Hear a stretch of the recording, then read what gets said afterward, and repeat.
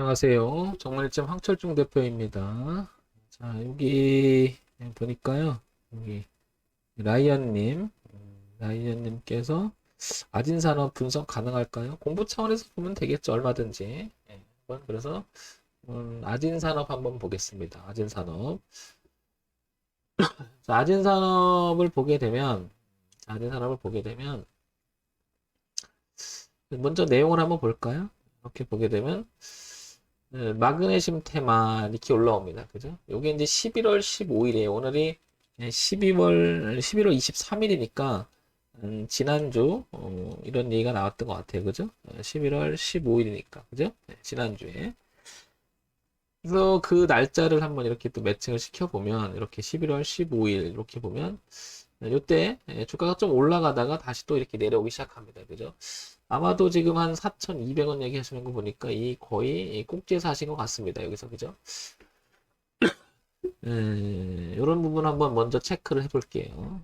그 다음에 예저예 지금 아시겠지만 이 종목은 리비안 화끈한 상장의 수혜주는 이렇게 나오는데 이게 이제 하다가 나스닥 상장 앞둔 리비안 공모 희망가 상향 이렇게 나온 게 11월 9일이에요. 근데 리뷰하나 한번 볼게요. 그래서 제가 이렇게 보면 여기를 보게 되면 이게 일봉인데요. 보시면 이렇게 최근에는 주가가 계속 내립니다. 그래서 지금 리비안 이야기가 계속 연일 급락하는 리비안 사업개미 이쪽에 또 영향을 받으니까 주가가 빠지는 게 아닐까 이렇게 생각이 들죠 지금. 왜냐면 이제 이런 얘기가 수혜준이 또 나왔던 게 또 이거죠, 그죠? 이렇게. 그래서 아진산업 이거 그죠? 이게 지금 배경이 아닐까 싶어요. 다만 이 마그네슘에 대한 이슈는 아직 있는 거지만 그게 더 크지 않을까 이런 생각이 듭니다. 그래서 우리가 주가 분석을 할 때는 세 가지 정도로 우리가 생각을 하잖아요. 첫 번째는 기본적 분석이라고 해서 이 회사 가지고 있는 내재적 가치, 즉 재무제표를 보고 재무 건전성을 보고 주가의 흔들림을 보는 주가의 급등락을 보는 게 아니고 등락 하락을 보는 게 아니고 이 회사가 가지고 있는 건전성이 있다라 하면 주가에 상관없이 한번 가치 투자로 이렇게 뭐라 그럴까요? 좀 오래 들고 있는 이런 게 이제 가치 투자가 되고 기본적인 내용을 보는 거죠. 그래서 성장성 뭐 그다음에 수익성 그다음에 뭐 안정성 이런 기반이 어떤지 이런 걸 파악하는 거죠. 그래서 여기에는 당연히 실적 모멘텀이라고 하는 가장 중요한 분석이 여기 있는 거죠. 그죠? 이걸 살피는 것이 되게 중요하죠. 두 번째는 이제 우리가 차트 분석, 소위 말 가격 분석이라고 하죠. 자, 이거를 우리는 기술적 분석이라고 합니다. 그죠? 기술적 분석. 이 부분은 우리가 결국엔 주식 매매라고 하는 것은 가격을 가지고 사고 파는 거잖아요. 그러니까 차트에서 어떤 가격이 움직였는지는 어떤 추이로 가는지는 상당히 중요한 의미를 갖죠. 그러니까 이 두 가지를 우리가 기본적으로 주식을 분석하는 내용이 포함되면서 세 번째는 정보 분석이라고 하기도 하고 재료 분석이라고 하죠. 그래서 여기는 어떤 이슈가 있는지 그다음 어떤 테마를 형성하는지 이렇게 기본적으로 보는데 낮은 산업은 지금 리비안이라고 하는 내용, 그 다음에 마그네슘이라고 하는 어떤 내용이 하나가 이슈 이런 이 반영이 되고 있는 건데 리비안이 지금 가니까 지금 그 수혜가 뭐라 그럴까요? 반영 못 되고 계속 하락하고 있는 게 아닐까 이렇게 추정을 해볼 수가 있습니다. 그래서 낮은 산업 이제 다시 한번 거꾸로 올라가 볼게요. 그래서 분기 실적을 한번 봐볼게요. 최근에 어땠는지. 자, 2019년과 2020년 1,300억, 1,193억, 그죠? 그 다음에 올해 전반기 1,171억, 1,381억. 거의 비슷합니다. 그죠?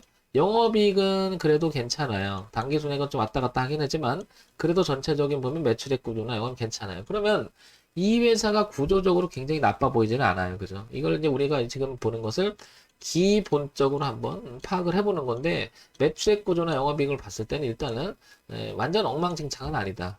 그죠? 이렇게 보여지고요. 연간 실적 한번 볼게요. 연간 실적을 보니까 2017년 4,200억, 3,900억, 4,400억, 4,400억. 올해도 한 비슷해지겠죠. 그죠? 영업이익이나 이런 내용 괜찮아요. 단기순이 좀 왔다 갔다 하긴 하나, 전체적인 추이는 이 회사가 뭐 굉장히 깨질 만한 그런 그 재물을 갖고 있는 것 같지는 않습니다. 따라서 매칭 시켜보면 최근 2018년, 2019년, 2020년, 2022년까지 이어지는 차트를 보게 되면 이렇게 프레임에 갇혀 있음을 알 수 있죠. 그죠? 그러니까 매출액 구조도 보면 어떻게 돼? 그냥 거의 정체가 돼 있죠.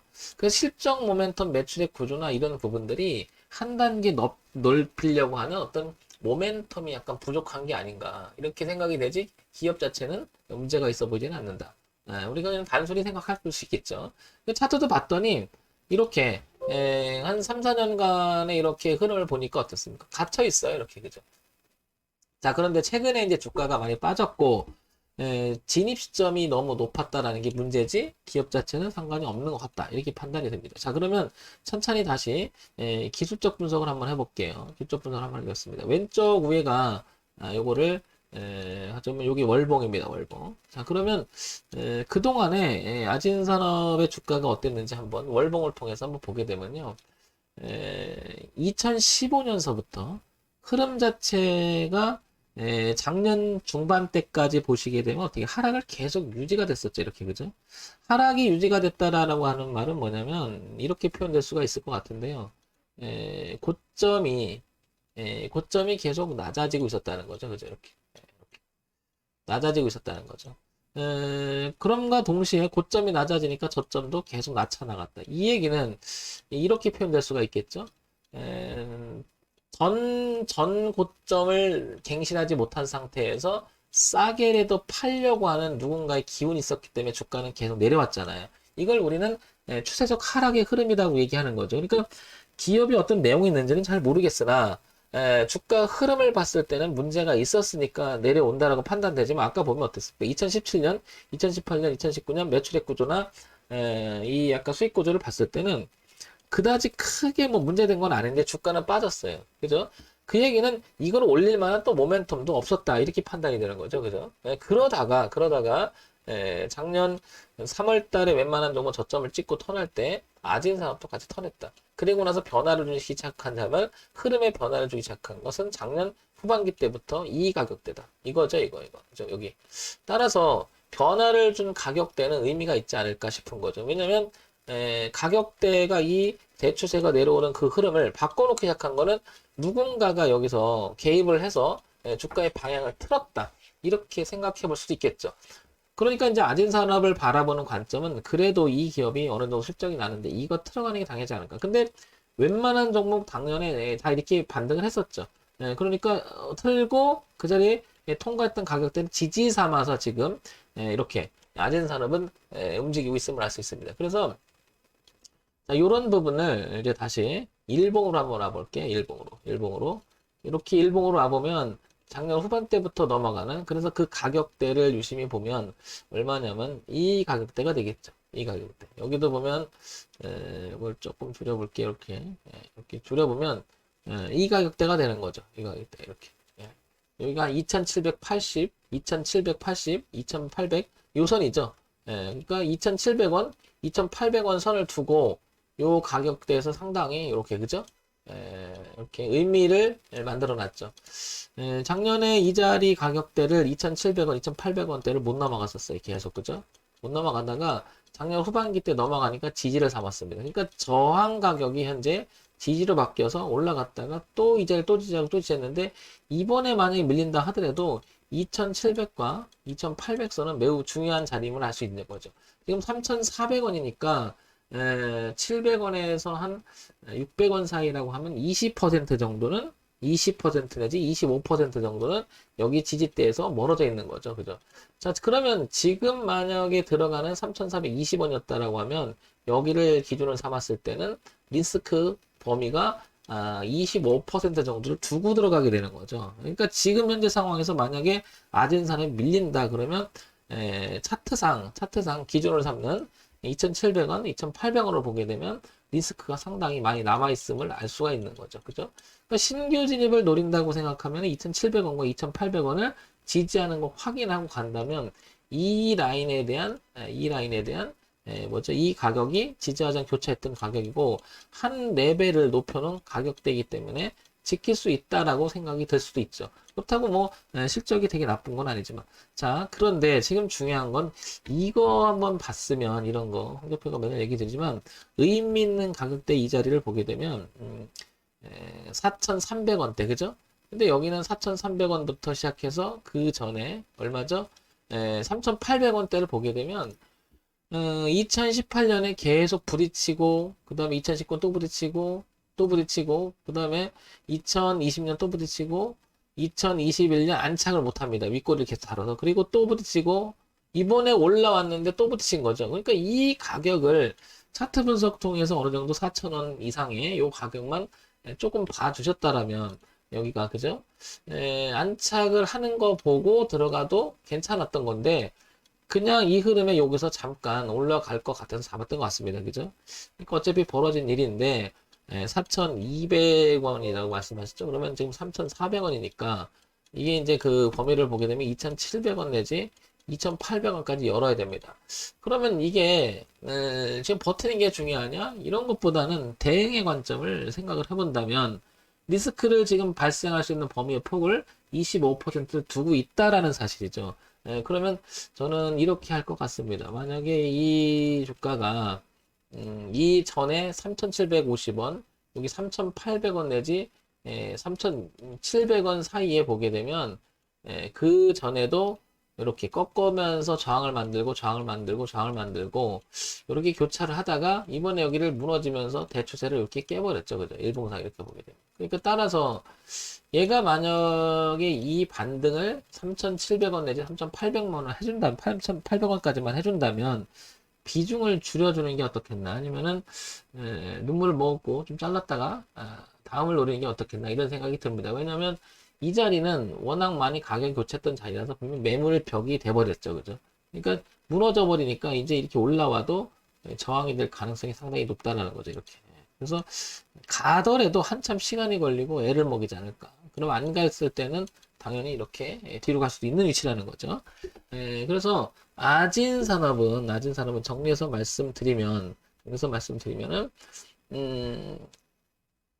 이렇게 보셔야 되지 않을까 싶습니다. 신규 진입이면 이 자리를 하나 더 생각하고 지지하고 확인하든지 아니면 여기 안착을 하고 그죠? 안착을 하고 4,000원대는 안착하고 하든지 그러니까 안착을 하고 확인하고 비싸게 사든지 아예 내려와서 쌀 때 사든지 신규 진입은 그런 생각을 해보는 게 어떻겠나 싶은 거. 그러니까 지금은 파동의 중간 지대이기 때문에 올라가도 저항 있고 내려와도 왔다 갔다 하면서 이렇게 흔들어 버릴 수 여기 밑에 열리는 공간이 더 높다. 그러니까 신규 진입은 천천히 차라리 돌파해서 지지 확인하든지 아니면 충분히 내려와서 의미 있는 2,700원, 800원 지지하든지 이렇게. 근데 들고 있는 분이 지금 문제인 거죠. 들고 있다면 좀 전에 설명한 것처럼 3,750원 내지 와준다면 일단 비중을 줄였다가요. 차라리 비중을 줄였다가 밀려줘서 여기서 지지하는 거 확인했다 그러면 여기서 그 비중을 줄인 걸 다시 이렇게 들어가는 게 어떻겠나 싶습니다. 물타기는 안 했으면 좋겠어요. 물타기는. 만약에 얘가 밀렸다 그러면 더 추가해야겠다 그러면 여기 지지 확인하고 차라리 도는 걸 확인하고 이렇게 하는 게 낫지 밀린다고 해서 바로 물타기나 이런 거 안 했으면 좋겠습니다. 황 대표를 한번 해볼래? 라고 물으면 저는 당연히 여기 와서 지지 확인하고 하든지요. 아니면 뚫고 안착을 확인하고 하겠죠. 근데 위쪽에 안착을 확인했는데 이게 깨져요. 그럼 손절할 것이고 여기가 확인됐다고 생각했는데 매수를 했는데 들어갔다 깨졌다 그럼 손절할 것 같습니다. 손절은 어떤 분은 손절 안 하는 매매가 뭐 이렇게 한다는데 그건 좀 퀘스천입니다. 손절을 안 하는 게 아니고 리스크 관리는 해줘야 되는 게 맞지 않을까요? 그리고 그 기준을 잡고 매매하는 것이 훨씬 더 효율적입니다. 어떤 분은 얘기합니다. 좋은 종목 투자해서 오래 들고 있어야 된다. 누구나 다 할 수 있는 얘기죠. 그 좋은 종목을 고르는 기술이 있어야 되는 건데, 그죠? 뭐 그거나 기술적 분석을 통해서 가격을 가지고 대응하나 별 차이가 없는데 많은 분들은 어쩌면 가치라고 하는 부분 때문에 이렇게 홀딩을 길게 하려고 하는 사람도 굉장히 많죠. 그러니까 분석 능력이 뛰어나면 그것도 맞는 거고 틀렸다 보다요. 그러나 우리가 효율성이라는 부분에 생각해보면 차트의 가격 제시를 가지고 기준을 삼는 것은 굉장히 의미가 있다. 그리고 이유 없이 반등하거나 이유 없이 떨어지거나 이런 것보다는 어떤 그림을 그려 나가는 그림이 훨씬 남죠. 파동이. 차트가. 그만큼 가격은 중요한 거예요. 가격의 흐름을 표시한 게 차트잖아요. 가격은 중요한 겁니다. 왜? 쭉 가잖아요. 올라가면 시총이 달라지고 그걸 사기 위해서는 돈이 더 많이 들어가고 투자가 들어가야 되잖아요. 근데 뭐죠? 안 좋다. 그러면 누군가는 버려나갈 거고요. 자, 그러면 아진 산업은 이제 정리해보면, 자, 첫 번째, 그 기본적 내용을 봤을 때는, 뭐 굉장히 좋은 편은 아니지만, 그래도 세모 정도는 유지가 된다. 그죠? 자, 두 번째, 기술적 분석을 봤을 때는 지금 이 2,800원과 2,600원, 2,800원과 2,700원 사이가 지금 3,420원이라서 굉장히 떨어져 있다. 자, 그러면 차트상으로 봐도 지금 들어가는 것보다는 여기 확인할 필요가 있는 거고, 아니면 비싸지게 사야 된다. 차트상으로는 퀘스천이 지킨다. 왜냐면 저항도 있고 지지 공존하기 때문에. 들고 있는 사람들이 이건 거죠. 그러기 때문에 반등하면 비중을 줄이거나 자르고 다음 기회를 노려보자. 아니면 내려와서 지지 확인하고 여기서 추가를 들어가자. 이런 내용이 되겠죠. 그죠? 세 번째, 재료에 대한 이야기, 정보에 대한 이야기를 보니까 뭐 하나는 악재스러운 있는 거고요. 악재. 그죠? 하나는 뭐 그냥 유지가 되는 거고. 그러나 상승으로 가는 기대감을 매매하기는 좀 어렵다. 그래서 아진 산업은 결국은 신규 진입을 생각을 한다면 이렇게 여기 전저점에서 지지 확인하고 그리고 만약에 잘못되면 그 밑에 놀면 저는 잘라라. 그 다음에 만약에 올라오면 이 저항이 굉장히 강력하니 여기서 조금 분할 청산하든지 뭐 이렇게 대응을 해줘야 되지 않겠나 이런 생각이 듭니다. 그러면 지금 생각하는 라이언님 입장에서 아지산을 분석 가능할까 했는데 매수가 44,200원 그러면 3,750원까지만 일단 와준다면 대응을 해주는 걸로 하는 게 어떻겠나 싶고요. 2,700원, 2,800원 사이에 지지를 해준다면 추가 매수 아니면 비중을 줄였다가 다시 사는 뭐 그런 전략을 세우면 도움이 되지 않을까 싶습니다. 자, 정말집 황철중 대표였고요. 좋아요, 구독 그리고 알림 설정 부탁드리겠습니다. 정보 추천드리는 건 아니고요. 우리 서로 이런 식으로 공부하는 차원에서 하는 거니까 그냥 지극히 가벼운 마음으로 들어주시기 바랍니다.